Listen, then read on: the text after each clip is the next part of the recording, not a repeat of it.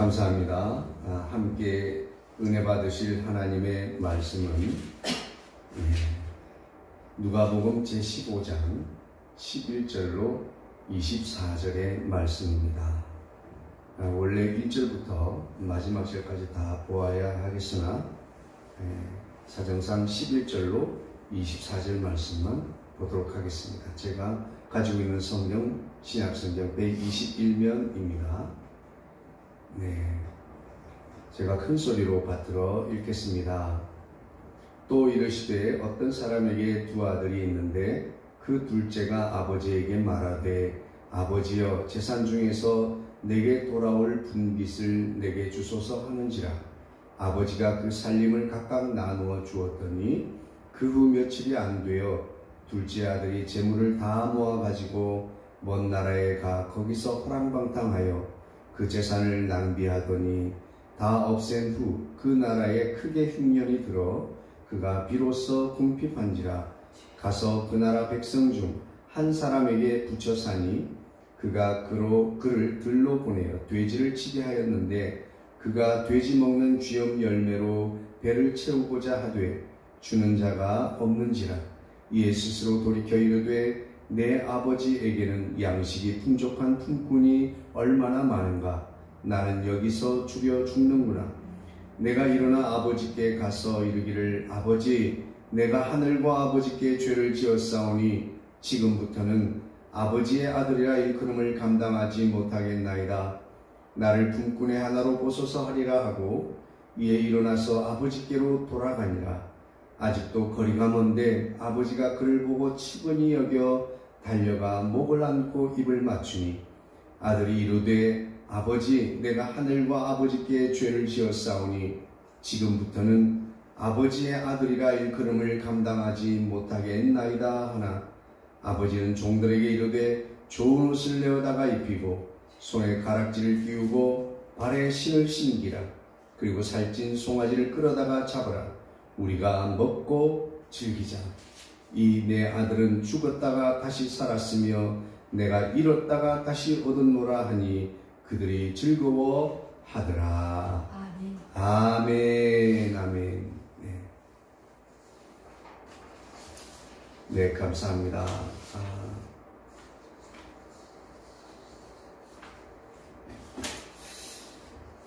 오늘 우리 먼저 서로 인사를 하도록 하겠습니다. 서로 인사하겠습니다. 사랑합니다. 네, 또 행복하셔서 그 일은 잘 될 것입니다. 아멘. 아멘. 오늘 이 본문에는 세 가지의 비유가 있는 15장, 누가복음 15장입니다. 그런데 이 세 가지 비유를 하시게 된 이유는 바로 누가복음 15장 1절로부터 3절에 그 이유가 쓰여져 있습니다. 그 이유인 즉슨 세리들과 죄인들이 예수님께 막 나와 몰려드는 거예요. 그리고 뿐만 아니라 몰려들었을 뿐만 아니라 바리새파와 사두개인들이 율법학자들이 바리새파 사람들과 율법학자들이 투덜거리면서 말하기를 이렇게 말합니다. 이 사람이 죄인들을 맞아들이고 그럴 뿐만 아니라 그들과 함께 음식을 먹는구나 이렇게 말하는 거예요. 당시에 유대인들은 바리새인들 또 사두개인들은 세리들과 죄인들을 가까이 교제하는 것을 싫어했고 그리고 교제하면 안 된다라고까지 했습니다. 그러자 예수님께서 다른 성경 번역에 보면 그래서 비유를 들었다라고 이렇게 말씀하고 있어요. 그래서 이 세 가지 비유를 하시는 이유는 바로 이 원인 때문이었습니다. 바리새인과 사두개인들의 투덜거리는 그것 때문에 지금 이 비유를 했는데요. 세 가지 비유는 무엇입니까? 첫 번째 비유는 잃어버린 양.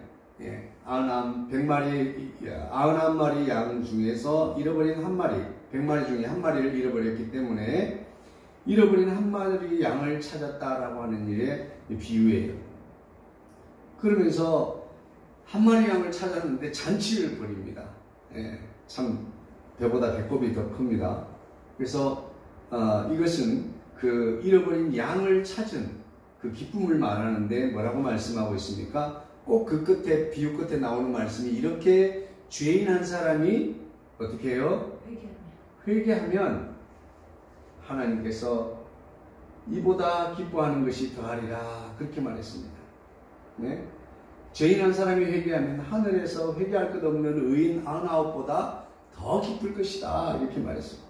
두 번째 비유는 뭐예요? 잃어버린 드라크마를 다시 찾은 이야기예요. 한 여인이 드라크마를 잃었다가 한 드라크마를 잃어버렸다가 다시 찾았어요. 그래서 얼마나 기분이 좋았는지 또 잔치를 합니다. 배보다 배꼽이 더 큽니다. 그런데 그 말미에 뭐라고 말씀하고 있습니까? 이와 같이 죄인 한 사람이 회개하면 하나님의 사자들 앞에서 기쁨이 되느니라 이렇게 말씀하고 있어요. 한마디로 말하면 잃었다가 찾은 것에 대한 기쁨을 표현하고 있는 것을 하나님은 잃어버린 것을 다시 찾는 것을 기뻐하신다. 다르게 말하면 죄인 한 사람이 돌아오는 것을 기뻐하신다 라고 말씀하고 있습니다. 그리고 세 번째 비유는 오늘 우리가 함께 읽은 본문의 말씀입니다. 탕자의 비유라고 하죠. 돌아온 탕자의 비유라고 흔히 우리는 그렇게 이야기를 합니다.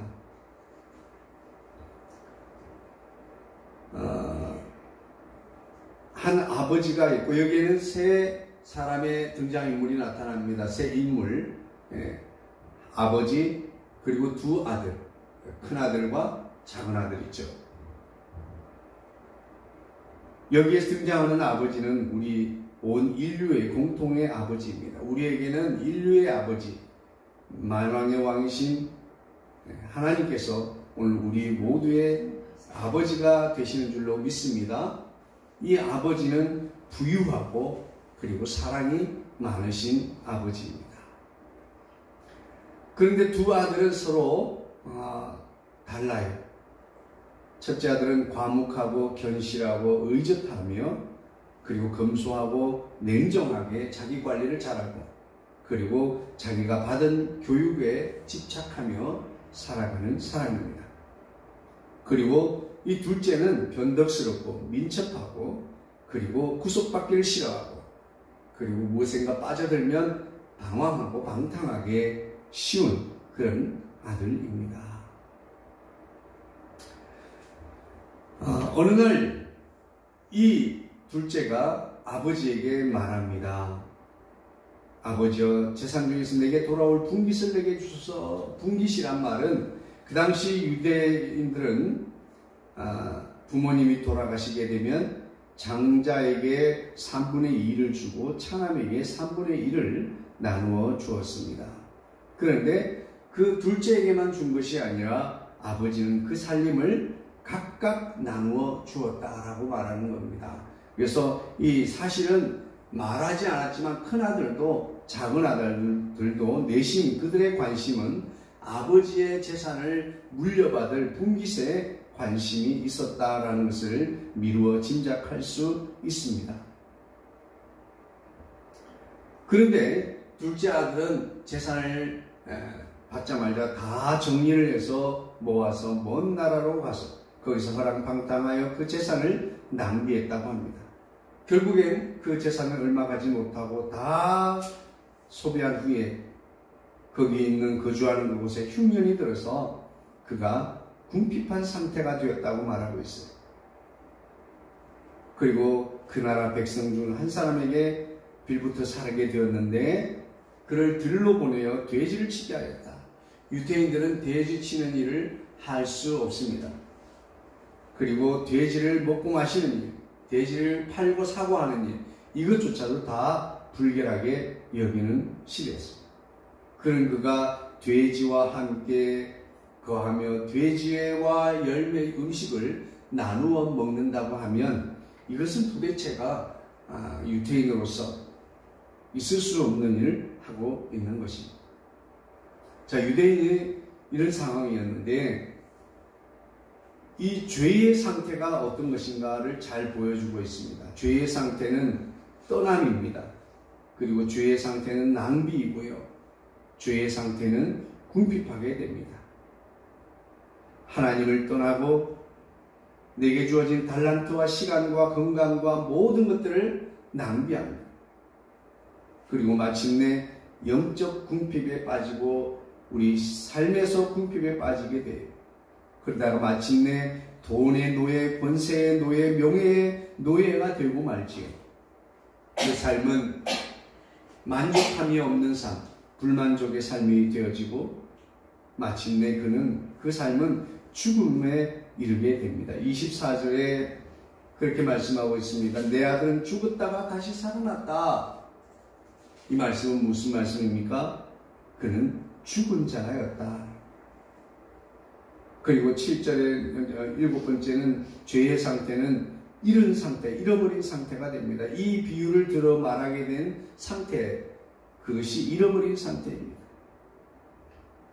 그리고 죄의 상태는 광기와 창란의 상태입니다. 17절 말씀에 이에 스스로 돌이켜라고 했는데 이 말씀은 다른 번역에서는 정신을 차리고 라고 말하고 있습니다. 제정신을 차리게 된 거예요. 다르게 말하면 그 이전의 상태는 제정신이 아니었다는 거예요. 광기였고 창란에 빠져 있었다라고 하는 거죠. 여러분, 회심의 첫 단계는 생각하는 것입니다. 우리가 생각하는 것이 참 중요합니다. 생각을 통해서 깨달음에 이르게 되는 것입니다. 17절에 이에 스스로 돌이켜 이르되 이렇게 말합니다. 내 아버지에게는 내 아버지 집에 거주하는 품꾼들은 먹는 거는 부족함이 없이 먹는데 나는 여기서 죽여 죽는구나. 그 먹는 것도 먹지 못해 죽는구나. 내가 일어나 아버지께로 가서 아버지 내가 하늘과 아버지께 죄를 지었사오니 지금부터는 아버지의 아들아 일컬음을 감당하지 못하겠나이다. 나를 품꾼의 하나로 보소서 하리라 하고 그리고 이에 일어나서 아버지께로 돌아갔느니라. 생각한 것을 실행에 옮기게 되었습니다. 나는 여기서 죽여 죽는구나. 여러분, 고난은 우리에게 어려움이고 아픔이고 괴로움이지만 고난은 아버지께로 돌이키게 하는 수단이 되는 줄로 믿으시기 바랍니다. 하나님은 우리에게 고난을 통해서 깨닫게도 하시고 고난을 통해서 돌이키게 하시는 것입니다. 내가 일어나 아버지께 가서 이것은 돌이키는 과정, 회개함을 말해주고 있습니다. 그리고 내가 하늘과 아버지께 죄를 지었사오니라고 말하고 있는 것은 고백을 말하는 거예요. 우리는 회심의 단계에 있어서 이 회심은 생각을 할 때 일어나게 되는 것입니다. 그리고 고난당할 때 아버지께로 돌아가야 되겠다 생각하며 우리는 생각도 우리의 삶의 태도도 돌이켜야 될 줄로 믿습니다. 그리고 우리가 죄인인 것을 고백해야 하겠습니다. 나의 죄를 고백해야 됩니다. 나를 품꾼의 하나로 보소서 하리라 하고 이렇게 생각을 했다는 거죠. 이런 생각의 결론에 일어날 때 그는 분연히 일어나서 아버지께로 돌아갔다, 실행에 옮겼다라고 말씀하고 있습니다. 이에 일어나라고 할 때 20절 말씀에 일어나서라고 할 때 이 일어나서는 아나스타스라고 하는 원어를 사용하고 있는데 이 뜻은 죽은 자가 살아나다 그리고 깨어나다라고 하는 뜻이 있습니다. 그렇습니다. 우리가 분연히 일어나는 그 순간 우리는 영적으로 육적으로 살아나게 될 줄로 믿으시길 바랍니다. 그랬더니 아직도 거리가 먼데 아버지가 그를 보고 측연히 여겨 달려가 목을 안고 입을 맞추었다라고 말씀합니다. 여기에서 우리는 기다리시는 하나님 아버지의 마음을 우리는 볼 수가 있습니다. 아들이 내가 하늘과 아버지께 죄를 지었습니다. 지금부터는 아버지라고 하지 않기는 일컬음을 감당하지 못해 내가 이제 아들로서가 아니라 종으로서 살아가겠습니다 라고 했습니다. 그러나 아버지는 종들에게 제일 좋은 옷을 내어다가 입혔어요. 좋은 옷을 내어다 입혔다라는 것을 미루어 볼 때 누더기같이 찢어지고 헐벗은 상태로 돌아왔다고 하는 것입니다. 그리고 손에 가락지를 끼우고 발에 신을 신겨야. 또 옷이라고 하는 것은 신분을 말하는 거예요. 지위를 말해주는 거죠. 그리고 손에 가락지를 끼우라. 가락지는 그의 권위를 나타내는 것입니다. 그리고 발에 신을 신기라. 그 발은 자유함을 의미하는 겁니다. 한마디로 헐벗고 정말 어찌할 수 없는 그런 모습으로 돌아왔는데도 아버지는 그 돌아온 것만으로 기뻐하셔서 그의 신분을, 아들 신분을 인정해주고 그의 아들의 권위를 부여해주고 그 아버지 안에서 자유하도록 신을 신겨 주셨습니다. 그리고 살찐 송아지를 끌어다가 여전히 이 비유에서도 잔치가 일어납니다. 그만큼 기쁘다는 거죠. 내 아들은 죽었다가 다시 살아났고 내가 잃었다가 다시 얻었다. 죄의 상태는 죽음이고 죄의 상태는 잃어버린 상태라고 아까 말씀드렸습니다. 그랬더니 그들이 모두가 즐거워했다고 말하고 있습니다. 그러나 우리가 잘 아는 대로 맏아들은 아버지 곁에서 성실하게 자신의 직무를 감당하고 있었습니다. 그날도 여전히 밭에 나갔다가 일하고 돌아오는데 집에서 잔치 소리를 듣고 풍악과 춤추는 소리를 듣고 종에게 물어봤을 때 뭐라고 말합니까? 당신의 동생이 돌아왔음에 아버지가 건강한 그를 다시 맞이하게 되므로 살찐 송아지를 잡았나이다 라고 이렇게 말했다고 하는 거예요. 그랬더니 그 둘째 아들은 화가 나서 들어가지 않겠다고 합니다. 결국은 아버지가 나와서 권합니다. 그런데 이 아들이 아버지께 뭐라고 말합니까? 내가 여러 해의 아버지를 섬겨 명령을 어김이 없거늘 자기 자랑을 늘어놓습니다. 내게는 염소 새끼라도 주어 나와 내 것으로 즐기게 하신 일이 없더니 아버지께 불평을 늘어놓습니다. 아버지의 살림을 창녀들과 함께 삼켜버린 아들이 돌아오며 이를 위하여 살찐 송아지를 잡으셨나이다. 동생에 대해서 분노하고 있습니다. 오늘 여러분, 죄의 상태는 아까 말씀드린 8가지 외에도 죄의 상태는 자기 자랑과 불평과 분노로 일관하게 됩니다. 여기에서 돌아온 탕자도 사랑하시고 그리고 집안에서 성실하게 일하는 그 아들도 주님이 사랑하시는 줄로 믿습니다. 여기서 모두를 사랑하시는 하나님 아버지의 마음을 우리는 읽을 수 있습니다. 그리고 아버지께서 이렇게 말합니다. 야, 너는 항상 나와 함께 있으니 내 것이 다 네 것인데 이 동생은 죽었다가 다시 살아났고 내가 잃어버렸다가 다시 찾았는데 우리가 즐거워하고 기뻐하는 것이 마땅하지 않겠느냐라고 이렇게 말하고 있는 거예요. 여러분, 여기서는 하나님께서 우리에게 축복의 원리를 가르쳐 주고 있습니다. 무엇이 축복입니까? 무엇이 복입니까? 우리가 무엇을 따라 하나님을 떠나고 하나님을 멀리하는 것이 복이 될까요? 그렇지 않습니다. 내가 아무에게도 단속을 받지 않고 참견을 받지 않고 자유롭게 살 수 있는 것, 그러나 그 모든 것이 시간과 건강과 물질을 낭비하는 결과를 가져오게 되었어요. 축복은 하나님과 함께하는 것이 복이 되는 줄로 믿으시기를 바랍니다. 오늘 저는 이 말씀을 준비하면서 그래서 우리에게 뭘 말씀하시려고 하는 겁니까? 라고 하는 반문을 계속해서 몇 날 며칠 묵상했습니다. 그래서 찾게 된 단어 마음이에요. 무슨 마음? 아버지의 마음. 이 모든 비유, 3가지 비유를 들어서 지금 세리들과 죄인들과 교제하시는 예수님에 대해서 말씀하시는데 예수님이 왜 그들과 교제하고 왜 그들과 대화하시는가? 이것이 아버지의 마음이라고 하는 거예요. 그들은 하나님께로부터 잃어버린 바 된 생명들이요, 그들은 영적으로 죽은 바 된 생명들이요, 그들이 다시 살아나고 그들을 다시 찾는다면 아버지는 이보다 더한 기쁨이 없을 것이다 라고 하는 거예요. 그럼 이기적인 아버지의 기쁨을 위해서입니까? 그것이 아니에요. 결국은 무엇입니까?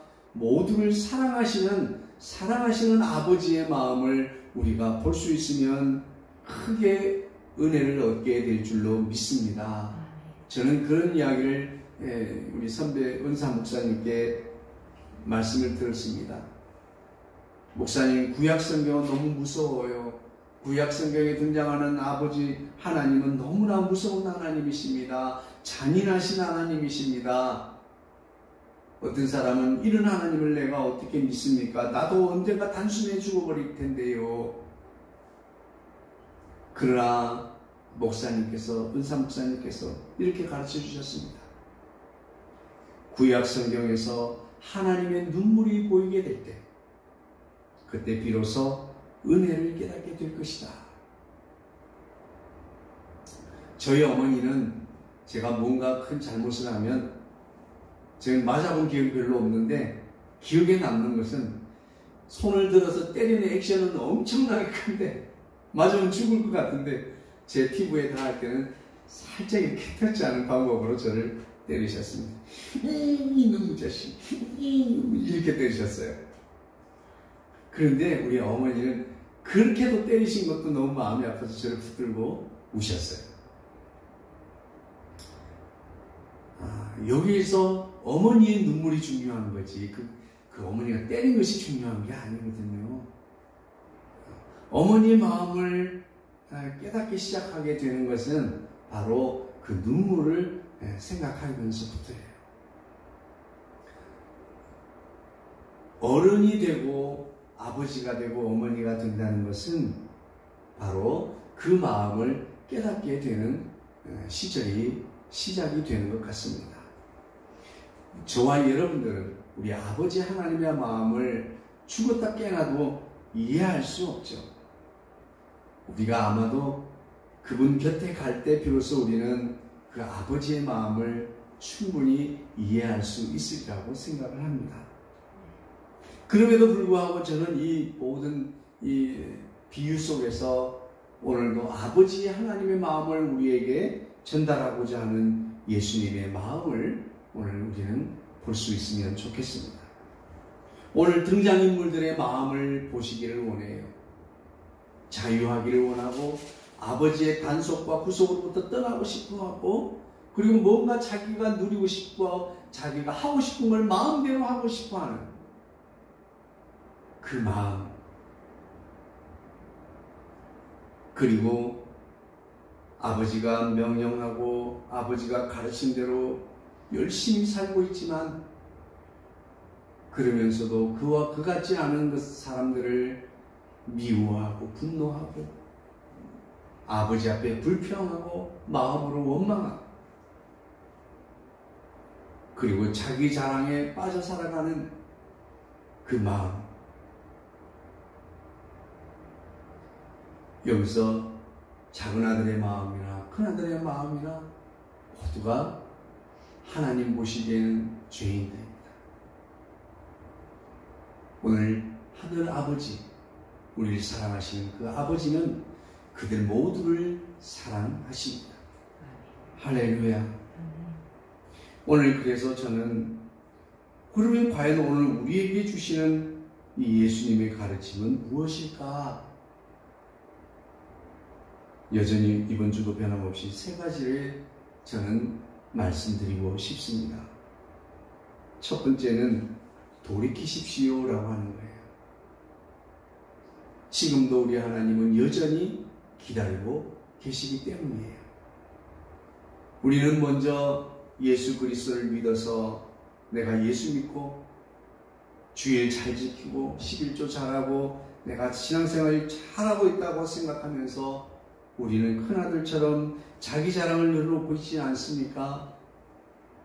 그리고 그 자기 같지 않은 사람들에 대해서 불평하고 그들을 사랑하시는 하나님께 대하여 불평하고 원망하지는 않으십니다. 하나님께 대해서 원망하고 불평하는 사람, 이것도 죄악입니다. 자기 같지 않은 사람들에게 분노하는 것, 저주를 쏟아놓는 것, 이것은 엄청난 죄악입니다.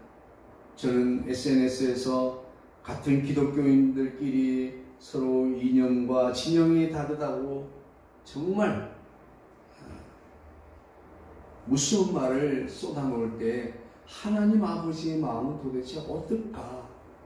이 탕자가 돌아온 것을 보고 분노하는 큰아들처럼 서로가 서로에게 손가락질을 하며 지옥에 갔으면 좋겠다. 분노하는 서로의 손가락질, 이것을 바라보는 아버지의 마음은 도대체 어떤 마음일지 여러분 상상이나 할 수 있겠습니까? 오늘 우리는 아버지의 마음을 깨달아드리는, 알아서 아버지의 마음을 시원케 하는 저와 여러분이 된다면 얼마나 좋을까요? 아버지의 마음을 알아서 아버지가 원하는 것을 돌려드리는 저와 여러분이 되면 좋겠습니다. 그것의 첫 번째는, 아버지의 마음이 기뻐하시는 첫 번째는 돌아오라 하는 것입니다. 시대를 거슬러서 한 가지, 오늘 현재까지를 역사를 뚫어서 한 가지 통하는 진리는, 하나님은 여전히 언제나 우리에게 너는 내게 돌아오라 말씀하고 있습니다. 하나님을 멀리 떠났든지 아니면 내가 하나님을 잘 섬긴다고 착각하고 자기 자랑에 빠져 있든지, 우리는 어떤 상태이든지 항상 아버지께로 돌아오는 자가 되어야 될 줄로 믿습니다. 우리 예배를 받으시는 하나님 앞에 나올 때도 우리가 어떤 마음으로 예배를 드려야 하나님이 기뻐하실까요? 이 비유를 통해서 우리가 지혜를 얻게 되기를 원합니다. 자기 자랑을 늘어놓고 하나님을 불평하고 서로에게 원망하고 분노하는 그 마음을 하나님이 기뻐하시겠습니까? 아니면 나는 하나님의 아들이라 일컬음을 감히 감당치 못할 그런 아들입니다. 그럼에도 지금 아버지께 돌아왔습니다라고 하는 이 마음을 하나님이 기뻐하시겠습니까? 여러분, 어떤 마음을 하나님이 기뻐할까요? 여러분, 우리가 예배 자리에 나올 때 어떤 마음이어야 할까요? 그래서 하나님은 상한 마음을 기뻐하신다고 했습니다. 상한 심령을 기뻐하신다고 그랬어요. 오늘 저와 여러분이 큰아들과 같은 이런 마음일 수 있습니다. 우리는 언제나 우리의 마음이 하나님을, 아버지를 떠나 있는 것지는 않은지 스스로 우리는 생각해야 될 줄로 믿습니다. 그리고 언제나 주님 앞에 나올 때에 돌이키는 마음, 곧 회개의 마음이 있어야 될 줄로 믿습니다. 이것은 생각만에 거치는 것은 회개가 아닙니다. 실제로 아버지께로 돌아오는 것, 그것이 회개입니다. 지금도 여전히 기다리시기에 우리는 아버지께로 돌아가야 합니다. 오늘 말씀, 이 비유를 통해서 우리에게 가르치시려고 하는 주님의 가르치는 첫 번째는 아버지께로 돌이키십시오라고 하는 것입니다. 두 번째는 주님이 오늘 우리에게 가르쳐 주시는 말씀, 두 번째는 의심하지 마십시오라고 하는 것입니다. 할렐루야. 하나님 아버지의 사랑은 우리 때문에 변하지 않습니다. 하나님 아버지와 아들된 우리의 이 관계, 부자관계, 하나님과 자녀들, 아버지와 자녀의 관계는 우리 선택에 의해서 변할 수 있는 것이 아닙니다. 물론 부부의 관계는 선택의 여지가 있습니다. 그러나 아버지와 자녀의 관계는 우리 선택의 관계가 아니에요. 일방적인 관계입니다. 여러분 부모를 선택해서 태어났습니까? 그렇지 않습니다. 부모와 자녀의 관계는 선택의 관계가 아니라 일방적인 관계입니다. 마찬가지로 하나님과 우리의 관계도 마찬가지입니다. 우리가 잘했기 때문에 자녀 삼아 주신 것도 아니에요. 우리가 잘못했다고 하나님 자녀에서 버리는 것도 아닙니다. 하나님과 아버지와 자녀의 관계는 변하지 않습니다. 할렐루야. 오늘 탕자가 모든 것을 상실한 채 돌아올 때에 그의 신분, 그의 자녀의 권세, 이런 모든 것들을 자기는 상상도 할 수 없었지만 그러나 여전히 그 부자 관계는 변하지 않고 하나님은 기쁨으로 그를 품어 주셨다고. 물론 사람들 가운데는 그 인연을 끊어버릴 수도 있을 거예요. 하지만 하나님 아버지는 오늘 이 세 가지 비유를 통해서 말씀해 주시는 것은 무엇입니까? 내가 찾기만 한다면, 돌아오기만 한다면 그것을 가장 기뻐하신다고 말씀하고 있는 거예요. 오늘 이것을 통해서 우리는 이 비유를 통해서 우리 예수 믿는 사람들이 생각해야 될 것은 첫 번째는 우리가 돌아와야 되는 것이고 두 번째는 우리가 여전히 주님을 알지 못하는 잃어버린 영혼들을 위하여 그들을 아버지의 마음을 전하는 저와 여러분이 되어야 될 줄로 믿습니다. 왜냐하면 부자의 관계, 아버지와 자녀의 관계는 변하지 않기 때문입니다. 언제든지 돌아오기만 한다면. 할렐루야. 마지막입니다. 오늘 이 비유를 통해서 우리에게 가르쳐주시는 예수님의 가르침은 아버지와 함께 하십시오라고 하는 것입니다. 오늘 우리가 이 축복의 원리를 이 비유를 통해서 우리는 알고 있습니다. 어떤 것이 축복입니까? 복을 받는 비결입니까? 하나님 아버지와 함께하는 것이 자녀에게 복이라고 말씀하고 있습니다. 오늘 저와 여러분, 우리가 물질과 명예와 권세 이런 것들을 쫓아 하나님 아버지를 떠나는 것이 아니라 바로 하나님 아버지와 함께하는 것이 바로 우리가 복을 받는 비결이라고 하는 것입니다. 그러므로 우리는 아버지와 함께하는 삶을 살아야 될 줄로 믿습니다. 아버지와 함께 하십시오. 오늘 비유를 통해서 우리에게 가르쳐 주시는 말씀 돌이키십시오. 왜요? 주님은 지금도 돌아오기를 기다리시기 때문에.